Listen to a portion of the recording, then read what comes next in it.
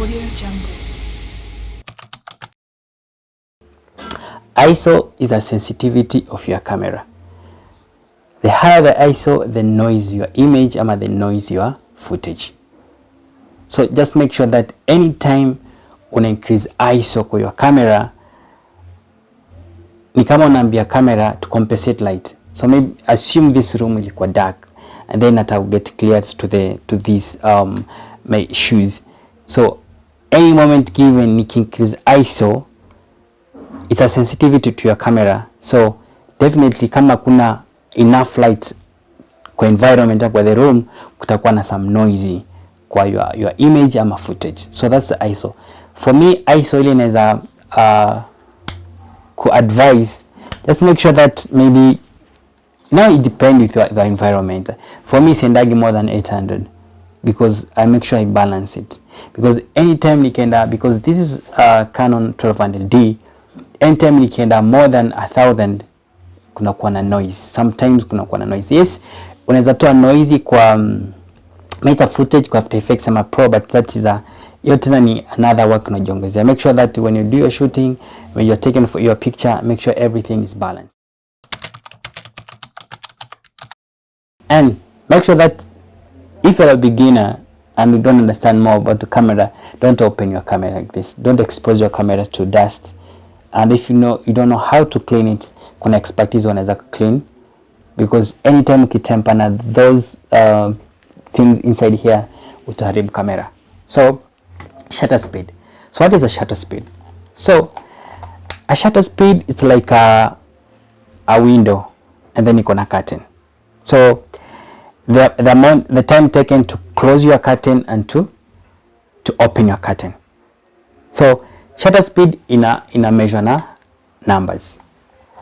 So the higher the number, the less time taken your shutter speed to close. So the smaller the number, the more time taken your shutter speed to close. So like hii sahi nimeka 105. So ni press somewhere ina take time to close. So acha tufanye na, let me increase to almost 640, and then just you can listen the sound from the camera. Ina take a microsecond to close. So the higher the number, the less time taken by the less time shutter speed ina take to close. So the higher the number, the less time taken. The lower the number, the high time ama more time taken for the shutter speed to close. So make sure anytime given uki balance your shutter speed, make sure that read the environment. Assume tuko outside na jua inawaka, so my shutter speed itakuwa high the number, because kuna a lot of light ina surround my camera. So anytime given, kama kuna light kwa environment kwa room like this, make sure that the shutter speed iko na high number, so it will take just a microsecond to close. That's a shutter speed.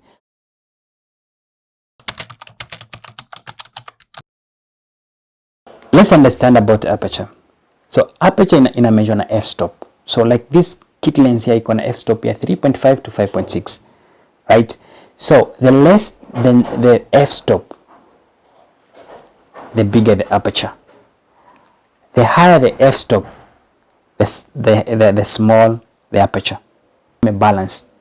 So anytime given, maybe my f-stop is 1.2, maybe niko na prime lens, I'll make sure that yes, my aperture is big, but the time taken the shutter speed to close ni microseconds. So that's why nimesema we need to understand both three: ISO, shutter speed na aperture. So make sure that una understand those two, aperture and shutter speed, and then add the ISO. ISO is so easy. It's a sensitivity of your camera. For me, nimesema I can't increase my ISO to maybe 1200. It depends, but for me the higher number nimeenda kwa ISO is 800. That's guarantee hakuna noise nitapata. So understand those aperture, shutter speed na ISO. Audio Jungle.